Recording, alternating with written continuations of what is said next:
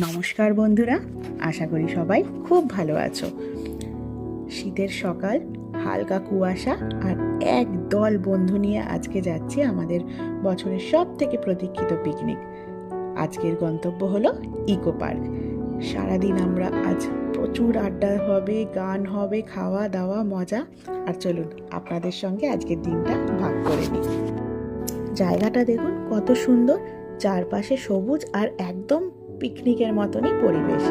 আর আমরা এসেই বসে গেছি ব্রেকফাস্টের জন্য। ব্রেকফাস্টে আছে কত কিছু, কলা, জয়নগরের মোয়া, বিস্কিট, ব্রেড, চা, ডিম।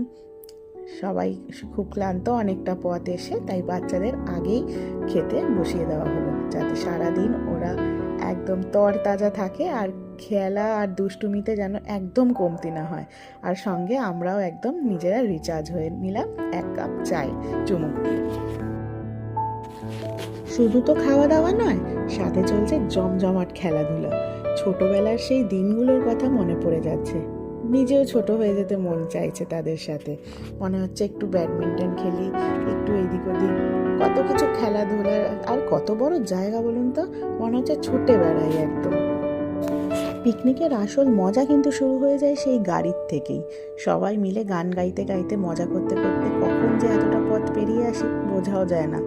সকলের একেবারে ফুরফুরে মেজাজ। আর যেহেতু এইটা গানের স্কুলের তরফ থেকে, গান কি করে বাদ হয় বলুন তো। গাছের তলায় গান বাজনা চলছে একদম ভরপুর মনে। সারা দিন ছোটাছুটির পর এবার একটু শান্তি করে লাঞ্চের সময়। আমাদের লাঞ্চে আমরা এনেছি প্যাক করে আনা চিলি চিকেন আর ফ্রাইড রাইস, তার সাথে কমলা লেবু ছাড়া পিকনিক ইনকমপ্লিট। আরও কত কি খেয়ে দিয়ে তারপরে একটু জায়গাটা ঘুরে দেখার পালা। আস্তে আস্তে এবার দিনের শেষ, সূর্যটা পশ্চিম আকাশে ঢলে পড়েছে আর আমাদের আনন্দ মাখা দিনটার ইতি টানার সময়ও হয়ে এলো।